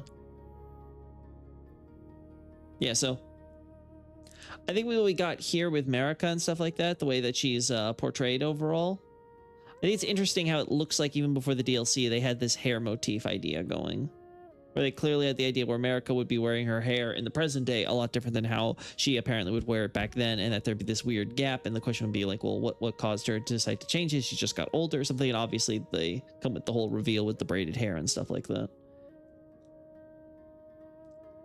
It's fascinating to me specifically on this. Yeah, this specifically. Let me show it. Here we go. Because she's doing the pose similar to the grandmother here. I see some people make comparison that if this is supposed to be her Elden rune, this is supposed to be like Destined Death. I'm not sure if I totally buy this. Maybe thematically that's how it plays out, but I don't think that's specifically the reason Marika would do this. Like, again, I guess maybe you could look at it as like an inverted cross type of idea, where like obviously you have Marika doing the cross sign here. Maybe the idea here is like this is like the upside down cross, and she's trying to get across how, like, you know, it's dishonorable and stuff, but you're still doing the work of the Erd Tree or something. Yeah, this is something where clearly here it matches her Elden rune, represents like the Erd Tree with everything there. I don't know what lowering the arms would accomplish other than her just trying to mimic the grandmother. And I don't know. Obviously, we also see the other headless corpse tree statue thing that also does the pose. Though, again, that could just be copy pasting. I don't know if it's supposed to be like a thing in the shaman village where it's like, oh, yeah, like that's just like some weird like ritualistic gesture. It's supposed to be more warm and motherly, I'd assume. I feel like that would make more sense if the arms were... if the palms, I should specify, were facing us. Like, as is, this doesn't feel motherly to me with the way that the arms are up. Like, it feels like if they were facing toward the viewer, that would look more like, oh, like, come here, I'll give you a hug. Like, that seems more like it to me. Again, I don't think that necessarily excludes that possibility. I think you could maybe make a case. I just don't readily feel like that is like the symbol they would be going for with the way they're specifically posing her. I feel like they would want to tweak it a little bit more here. I like how she was going into her early godhood before getting jaded real fast. Yeah, I really enjoy seeing Marika's progression of character. Like I said, I like how her central theme is choosing between power and kin, and how, again, she would consistently choose her power until like she's like, this ain't worth it, and then she ends up getting screwed over anyway and she just snaps.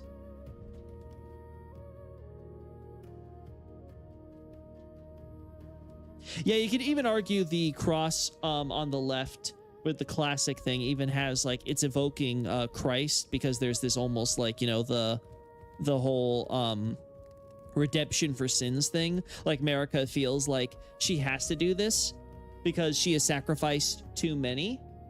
She's committed too many grievous sins for her not to essentially you know, try to you know, accomplish everything she is ambitious enough to want to accomplish with her godhood and the Elden Ring and life and all that stuff. It also makes sense why her order is specifically about life, because she's like, okay, there's been enough death for me to become a god, so I will create this, like, I will create an order of life, right? And that becomes like her whole crucible thing. And then obviously Melina disagrees. She's like, no, we need death. And then that sort of ends up going absolutely haywire, and then her kind of order of life goes off the rails with the crucible dying, and she's like, what the hell is going on? Again, the biggest question for me is where Radagon fits in this timeline wise. I am working on a Reddit post to actually discuss this question, and maybe people will be able to contribute interesting stuff that I don't know about or I haven't considered or something like that. But it's a very interesting question because it's one of these things where it's like Radagon, like, we're not able to really discern why Radagon exists without having a deeper understanding of the cosmology. And so absent that knowledge, we can kind of just reverse engineer, you know, timings and stuff and reasons for things happening, you know, based on when exactly Radagon would appear, because that would obviously narrow things down. And it's one of those weird cases where the longer Radagon is a thing before the Liurnian Wars, the harder it becomes to justify him, because there's this problem of like, okay, let's assume oh, it's the cause was the giant's curse or whatever. Well, we get into this very awkward spot then where like oh, and by that I'm trying to clarify, it's like, oh, you know, like the Fell God or the giants of the Fell God or whatever, like they collectively cursed Marika and to have a male's side. Okay, well, sure. There comes a problem that is like, okay, well, why then is Marika basically not in any way interested whatsoever in this? And why is Radagon not doing anything about it either? Because again, Radagon has his own agency. Like, it's very odd that he's like, you know, kind of like not doing anything to try to understand it, considering like his entire character revolves around this existential crisis about who he is and how he can make himself perfect / complete. So it's like it becomes really weird if you try to push Radagon further back into the timeline, because it's like, well, why wasn't Marika investigating and understanding the nature of her order sooner? Or at least Radagon would be doing it, right? Like, it makes a lot more sense when you come closer to the end of the timeline, but then the question becomes, okay, well then what exactly is causing Radagon to exist so much further up in the timeline? Like, why do we, like, was it something involving the God Hunts? Did something that Melina or Marika or Malekith or whoever, did something they do somehow cause Radagon? Was it when sealing Destined Death somehow created Radagon? Was there maybe it was the Giant War or the Erd Tree or something, but then Radagon didn't fully form until much later? Like, it's kind of like there was a stage and a process to this, right? Like, it was a, you know, a slow moving a delayed explosion, you could say, right? Like, it didn't go off right away. Like, there's a lot of factors to consider there. So that's something that I think is most interesting when we're trying to figure out a lot of this stuff, because you essentially have Marika with this whole you know, guilt complex and stuff like that, and yet she's still obsessed with trying to maintain power and stuff like that, become a god, become worthy, you know, live up to her potential and what she was raised essentially thinking. Yeah, where does Radagon fit into this? When, really, would be the question. I read the palms up as a sign for abundance. Let me look at that again. Abundance, huh? Let's see there. Oh, I like someone doing a highlight for this to make it more clear, right? I like how it's very clearly the Lothric Knights. Like, God, you can't escape Dark Souls 3, man. Do we have No, these are for the cinematic, getting these shots. Again, I like how the cracking here. Okay, cool. Also, this I really appreciate, because I think this is as close as we get it. So like, This is something I want to add and talk about in Farum Azula and stuff, is like the way the hammer seems to draw in these threads like we see in the DLC cinematic trailer. Right? Oh, let me move this so like you can very clearly see, like this would be the first frame, this would be the next one, the way that they're drawn like threads. And again, this goes in with like Ratigan's like weaving theme as well, and mending and repairing and all that stuff. Like all of it kind of works. But like you have Ratigan here. Yeah, here we go. That's him making the strike. You can clearly see that when Ratigan's trying to mend things, the threads are dragged up with the hammer, right? Right? Clearly see all that golden energy and stuff around there. And then it gets slammed in there. And then contrast that to when there are no threads. And what happens when the slam happens, the Elden Ring breaks further. I think that's very interesting because it tells you that not only was there this back and forth where it's like, oh, Marika's gonna, Marika transforms and she breaks it a little more. And then Ratigan transforms and he repairs it a little bit. There was also this element where Ratigan would transform, but even though he was now technically the one piloting the body, it seems Marika's will was so strong that even if she wasn't, transforming the body quite yet, she had already effectively taken control of his hands and stuff like that. So really, you don't even know who's actually in control of the body based on what we see here. Sometimes it really is just Marika forcing Ratigan to smash things and crack them even further. Makes me wonder if it's some Marika looks like a firekeeper even, LOL. Makes me wonder if it's some leftover in-house concept art. It could be. Totally could be. It also feels more carefree, kind of like the Fool's Tarot card at the beginning of the journey, unaware of how she might feel about the consequences. It's been a while since I've looked at the Fool, so I want to do a comparison of that one. Yeah, there's Ratigan being like, no, what did you make me do? Right?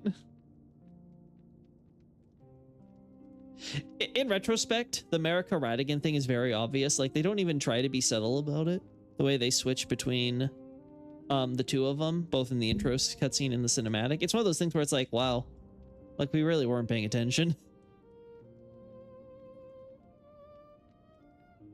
And yeah, I want this shot because it's like right when Radahn gets stabbed by the spears here. It's a little blurry, unfortunately, but then like seeing the first frame, last frame, type of thing. Marika there. We got the cracks, like I said, the hair and stuff like that. Yeah, okay. But back to what we were looking at earlier.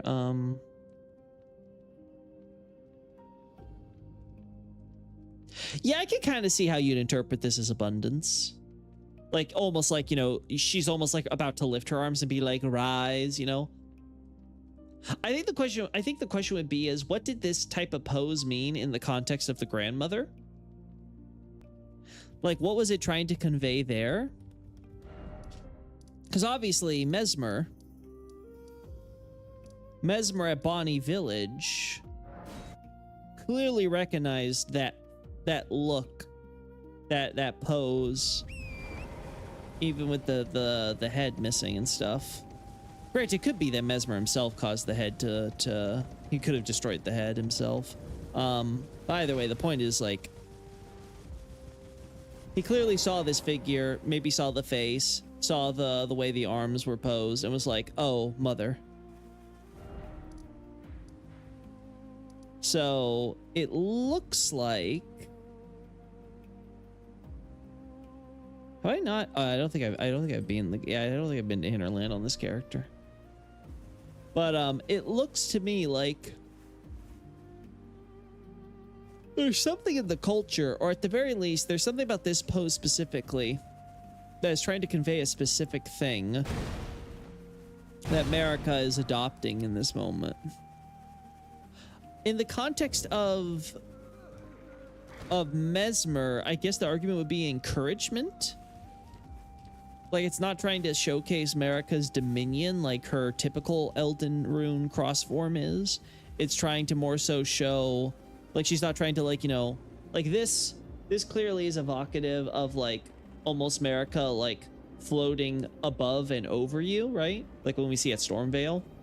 It's supposed to be kind of imposing with the way she's like flying and stuff like that. This one definitely feels less ominous, for sure. There's definitely like something more equitable about the way that she's like posed here and stuff like that, with the arms lowered here. Abundance is in, see what I give you, see how much I give you. I am your god, I am a good god. The decapitation of the statue show the disappointment of the people for the betrayal of the horns and the abandoning of Mesmer and his army. Yeah, the defacing of the statues is clearly supposed to show the rebellion in the ranks and the idea that Marika forsook them. And obviously many people are in denial, so they kill these guys and they kind of be like, no, we're fine and all that stuff. But it's obvious to anybody. It's obvious to anybody, you know, with a clear mind that Marika has effectively lied to them.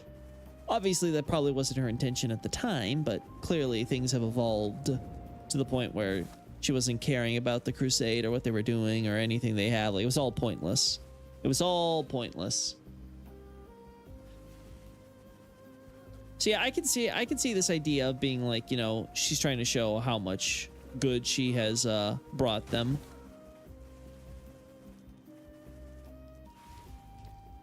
I feel like it may be something along the lines of all of that, like in the middle of like this whole idea of like, you know, friendship, welcoming, motherliness. It could be the idea like it's trying to like showcase sort of what's the word, an uplift, like just generally like, again, like this idea of like lifting everyone up, lifting up your spirits. I think that works in the case of the grandmother, because the idea, like, you know, she's like an inspiration to the entire village and stuff like that, right? Whether you go with the ancestor or like, you know, just village elder angle. So she lifts you up, like she's lifting everybody up, even in death. Might go with the ancestor angle then, if the idea is like, you know, she's trying to act as a like support at the end of her life or something. And then Marika is doing the same thing here, because she's no longer feeling chained by her guilt. Now she feels like this is the time to feel uplifted. Like, you know, she's no longer carrying a burden, as it were, right? Like she herself feels like she is being lifted up as she is lifting up everyone else to essentially, you know, right her past wrongs, as well as obviously have justice, quote unquote, against the Hornsent for their quote unquote wrongs. So I feel like that might actually be the where it all kind of like comes together. Like it's at the nexus of like all these different feelings in general. Maybe the point is to show the shaman people as generous and kind. The problem is the shaman are portrayed as brutal, with how obviously how they get men and deal with those men afterwards once they give them children. Like Marika, it's very clear that Marika's cruel streak was not unlearned. She had enough experience for sure from the village, I'm pretty sure. So I don't think the idea is like, oh, we're trying to portray us, the village, as generally kind. I think it makes sense for the elder to be portrayed as like kind to like, you know, like the matriarch kind to those, like, you know, her children, quote unquote, right? I don't think it makes sense in the context of like, you know, just trying to be like, oh no, the shaman were actually like just really good people. And then the Hornsent said, no, you have to be our good people. No, I don't think it went quite like that. Let's get to Miquella now. I'm getting a little tired, chat, because we're almost at midnight. So let's go through this real quick. Because I think I think this is rather interesting. Now, this is some of my raw thoughts because, again, I have had Miquella at the back of my mind for the longest time. Like, I don't care. I'm shoving you over into a corner. I have a lot of other things to worry about. But you know what? After recent discussions and everything, I think it's actually worth going through and being like, hey, let me actually put down all my thoughts on the timeline and stuff down here and see what evidence and things we have. And looking at this little outline we've got here. Yeah, there we go. There we go. Now we have quite a bit. I still haven't double checked for typos and stuff here, so apologies. YouTube did something dumb and now the chat is hyper narrow. Oh god, YouTube, why are you doing shit? YouTube also removed like the past hour on the filters. So like you can't find something where it's like, oh, what video of this keyword has come out in the past hour and stuff like that. I used to use that all the time, and now that just doesn't exist. So it's like, YouTube, what the fuck? Like, what the fuck, man? Why you gotta do this to me? So that's kind of annoying. Again, I don't know why you would remove this stuff. Like let's assume that like I'm the only person on the planet that uses it. Like, you've already made it. It's already coded. I don't know how it could possibly be like adding like any burden on you, any significant burden, especially YouTube. You're like $1 billion corporation. Like, just like shrug it off. It's one of those things where I'm just like, why remove it? Anyway, so we've got, of course, Miquella's, of course, you know, the whole eternally young and stuff like that. That's I guess you could maybe argue I should put that in a separate thing as like just like his birth or whatever. But anyway, the point is like, you know, like they were basically born weak and stuff like that. We see this with Great Rune of the Unborn as well. He's early on, he's like a fundamentalist, like he's like a child prodigy. He's like exchanging stuff with daddy and crap like that. But very quickly he realizes that it's not this whole fundamentalism thing. It ain't gonna work. It's not helping my sister. So moving on, right? We also see, of course, this idea of Miquella early on wanting to become a king, and this idea, or well, a god, I should say. He wants to embrace his Empyrean heritage and become a god, and so he sees Radahn and he thinks Radahn would be excellent as his king if he were to become a god. And basically, from this point on, we have to act under the assumption that Miquella is acting with the full intent that he will replace Marika one day, and that he is racing toward that happening sooner rather than later. Yeah. I will become a god without fail. So if we keep, we have this whole please become my king. I want to make the world kind. He wants to make it a gentler place, chat. I care a lot less about Miquella after the DLC. Totally fair. I do not blame you. Wait, 1 second, chat. Okay, yeah, no, you're safe, doggo. I just want to make sure the dog wasn't tearing up her bed. No, she's just she's got a bone. She's got a bone she's sucking on. Anyway, so then we get to unalloyed gold. Now keep in mind, unalloyed gold, the term used is specifically means pure, innocent, you know, that type of stuff. So this is pure gold, and you're gonna see a lot of wordplay here with like this pure gold water lily. Oh, see. Now for those that don't know, water lilies tend to be symbols of purity and innocence and that type of stuff. So again, very on the nose. But we basically have this idea that Miquella really liked this early on. Now I've looked at the menu graphics for this and I find this very interesting.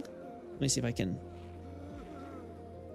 see if I remember where it is. Menu graphics, materials, I'm pretty sure, right? And then yeah, okay, because this is unique to this one, the Trina lilies and stuff like that. None of these have anything quite like this going on. It looks like that the lily itself may just have been a normal plant. I can't speak for the Trina lily where the sleep power comes from quite yet, but it looks like looking at this, it's got roots from the Erd tree and stuff, it seems like, growing around, like almost parasitizing it. And that's what's causing it to have this added little gold to it. But it looks like the lily is channeling that gold, or the gold itself is maybe so weak or something like that. Like something's happening that's causing the gold to change, so it becomes this more ivory hue or something close to ivory hued. The twigginess, yeah, you have all this. Like you don't have anything quite like this here. So it looks like it might be the idea that some of the Erd tree's roots or what have you happen to get connect to the lilies and stuff, which makes sense. We've seen this with, like, you know, it's very obvious that the Erd tree roots and stuff, they try to intertwine with other forest and tree roots and stuff like that, like, which is why we find the roots always on the surface in forests and things. So it seems like the idea is that, like, you know, a certain effect happens when it gets onto this lily, or it seems to like almost parasitize the lily here. But as the lily in turn seems to sort of like channel it and convert that golden power into something that's, well, unalloyed, right? So it's pure gold. Yeah, at least, yeah, because lilies represent like purity and stuff, obviously there's this idea that, like, you know, the lilies somehow are obviously going to create pure gold. Again, I'm curious what the exact mechanism would be, but the point would be that Miquella sees this as a awesome idea. It's like, oh, I take gold, but I purify it, and I make it this pure gold that'll now fit within, like, sort of like, you know, my own idea. Now, what does that exactly mean in terms of power and stuff? Because I think anytime pure gold is actually used, it tends to be treated as holiness, right? I don't know if there's any, like, supposed to be unique properties to it, you know, like moonlight versus dark moonlight. I also want to highlight this, of course, this idea of, like, you know, the phantom flower. Obviously it has this very ethereal look to it with the whole glowing and stuff like that. Oh god, this doggo wants to show off. So obviously you have all that going for it, and I feel like this is very important to kind of like get you a sense of you know I think there's a reason why Miquella's other half becomes associated with like dreams and dreaming and stuff like that, where Miquella's like in the clouds and he wants to create like this kind of like paradise world that's like almost, that's unreal basically, right? Obviously we see, of course, the idea of using pure gold needles and stuff for repelling outer gods, right? And quells the frenzied flame. Both of these terms are very interesting to me because of what happens in later descriptions. Obviously, of the notes and stuff. Apparently, it seems like some point in his early life, Miquella seems to have gone down and checked out the Frenzy Flame people, which is partly where we see him working on this needle, though as far as we can tell, he never completed it. And I guess because apparently you need Farmazula's Heart of the Storm Between Time in order to finish it for whatever reason. So we see this here as well with the Gowry and stuff, and the obviously Melania received that one, and then lost it at the Battle of Aeonia. I need to understand the candle tree stuff, because it seems like about the time that the pure gold thing is happening, Miquella is also getting into the whole candle tree thing. I'm not entirely sure though what the connection is here. Like, is this supposed to tell us, like, is this related to the Helfin? Is it something else but is kind of related to the Helfin? Is it like his own thing? Like, is the candle tree something Miquella himself invented? Why is there this focus on heroic spirits being able to see it if the Helfin and the candle trees are directly related or the same thing or whatever? Like, there's just a lot of questions I have here. It probably would help if I understood what Helfin, what the word Helfin even means, though it could just be like something really, like, you know, not really helpful. Like, it's just kind of like, oh yeah, you know, that makes sense for, you know, it's one of those broader terms where it's like, oh no, the big thing is called grand, right? Or something like that. Oh yeah, the branches and stuff. We see the candle tree sigil, right? So like Miquella's, let's see here. Yeah, these textures here. So we clearly see a candle tree as Miquella's sigil, and he's used this since fairly early on from what we can tell. There we go. So it's very obvious looking at this. The Miquella's at least always had like the whole candle tree. Burning the Erd tree again, this is the Helfin thing, I think, was specifically, or no, the candle tree was looked at as a prophecy of cardinal sin and stuff, so it goes into this idea of, oh, burning the Erd tree, replacing it with a new one maybe. So this is probably the origins of him thinking about his Halig tree, a pure gold tree instead of a golden tree, right? A holy tree, a true holy tree.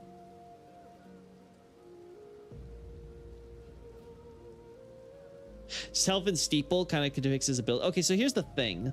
The way this is written, the steeple could be separate from the Helfin. Kind of like how we have like the structures attached to the Halig tree. It may even be that the idea is that Miquella is like, maybe Miquella saw the Helfin and he saw these steeples and things from infrastructure built around it, and that's what is related. Because they very clearly make it clear that the Helfin is a lamplight tree. Now, the other argument would be is that the Helfin effectively serves as a building, like it's almost like a house of worship or something. So the idea of the black steeple is like it's a giant black tree. Like maybe the idea of it being black is that it's burned for so long it's turned black, or maybe just because it's associated with death. Right? There's very clearly this idea that the tree is in fact that this is all supposed to be about, you know, flames burning on the tree, very similar to the candle tree stuff. So this is again just looking at the various little word plays and stuff. It makes me suspicious, though. Again, I don't know for 100% if, because again, the thing is that the candle trees are portrayed as white, while the Helfin, at least the steeples aspect, is portrayed as black. So like this throws me off a little. Like, is the idea supposed to be the candle trees are like little Helfins? Like it's kind of like the minor Erd trees of the Helfin, maybe. Obviously, again, the whole charming thing, we already know about that. Melania stuff there. I want to just highlight the pure gold and stuff like that, and this idea that Miquella is horrifying, because what a shocker. Charm magic can be a little scary. Obviously, we have the DLC adding this. I think this prayer uses Miquella's candle tree sigil too. So it seems like from all this, Miquella decided, okay, I'm going to make a Halig tree. Now, seems pretty simple. He seems to have used his blood and stuff as a way to help generate this. I don't know if he took like a branch of the Erd tree or something and then like mixed it with his blood to make it what it is, but it's very clear like it's derived from the Erd tree in some respect. Because obviously we have like Erd tree avatars and things like that that are appearing from it and things. So I feel like the idea is supposed to be it's some sort of like experimental derivative of the Erd tree. And then of course we also see that that Miquella's blood can be used to create more when we go around some places. Though, as I've said, I think the ones in Gelmir are not supposed to actually be Miquella's thing. I think it's supposed to just be red glintstone. Yeah, this one's interesting to me as well. I think the idea of how does the English put it? Elthiel. I think the idea is supposed to be that it is Eber meaning ivory, and then it's Ebu Re, but that might be because they want to make it better flow together. And then fail, like, you know, like failure. So the idea being like it's the ivory failure. I think that's the idea, because it seems like ivory is like a ooh, somebody's starting to get over here, Sunny. Come on. She's not coming. Better hurry it up. So we have the oh god, no, she's whining. She's whining, chat. Oh no, yeah, she's not happy. She's like, what are you doing? So I think the idea here is like it's supposed to be like the ivory failure because of the whole pure gold and the holy tree and all that stuff. Wandering mausoleums, yeah, I'm not gonna go through all this. Like I said my piece on this before. Very clearly the idea seems to be that Miquella is trying to solve for the whole soulless demigod thing, probably because he wants to figure out how to make those who live in death and all that stuff fold into his specific order for pure gold he has. And he can't seem to manage to figure that out. Though it's interesting, we don't really see pure gold specifically being used in this instance, though we see his candle tree sigil used for something that's very similar to, like, you know, the I don't know if it's called like sacred orders. I think that's what the incantation's called, or this I think it's a scale or something you can get from like an Ash of War. Overall, it looks like the idea is that Mikola while he was at Leyndell and stuff was trying to figure out a way to deal with Godwyn and stuff like that. Obviously didn't really work. He tried also the stuff we see with Castle Sol and things, and generally with the mausoleums. The Fallen Hawk though is interesting to me because I thought maybe Mikola was the one behind them, but I don't think so anymore because I thought they were mercenaries, but it says here slaves, and I double checked. I was like, okay, yeah, this isn't like a mistake with me. Like, no, it does say that. So now I'm wondering if because my other option was like Morgoth. So I wonder if it really is Morgoth, but some of them end up defecting to Mikola, and that's why we can find the arrows at the Haley Tree. Like, oh, wow, our stuff really was really sucky, but then like we met Mikola. Mikola made things all better. Then of course there's the shattering and all that stuff. Oh yeah. Oh my God. I think we're gonna have to end this early. Chad, I don't have to clean up a mess in here. So the only thing I wanted to say is that maybe the Wandering Mausoleums, I'm wondering if Mikola's interest is also partially motivated because he was involved in the conspiracy and he didn't realize that Ronnie was going to fuck things up so bad. So I thought about that as well. So that's a separate thing. We can go through, I guess, the rest of this some other time. Yeah, there's the kidnapping thing. I've thought, like I said, I've been thinking about like whether or not like was Mohg always brainwashed or was he only brainwashed after the fact? I kind of go back and forth. I'm really starting to get suspicious of him being brainwashed the entire time, but I'm gonna have to like, you know, think that over and flesh that out more. Unfortunately, we don't have a lot of text on him actually exploring the realm of shadow. It's mostly what we see from concept art and a few like, you know, environmental stuff with like the torrent raisins and things. Then of course at the same time we have the Trina faith thing really expanding. I think Trina existed before then, but it seems to be after the shattering that we see Trina's faith really go far and wide. And then visiting the land between, yeah, this is him like, you know, this is him like going around like Trina, meeting people and stuff and gathering followers and things. Loretta's exodus probably happens around this time though, because Loretta needs to, you know, the Carian Civil War, basically, the Lyrian Civil War, I should say, has to be happening there for Loretta to defend the castle and things before she leaves, and is like leaves her spirit to defend the castle, or keep the castle's defenses running in her place. And then Haley Tree's obviously rotting in the meantime. Needle Knights, again, this is what I find interesting because it's, where is it? Yeah, here it is. Again, we see the terms quell and repel come back here.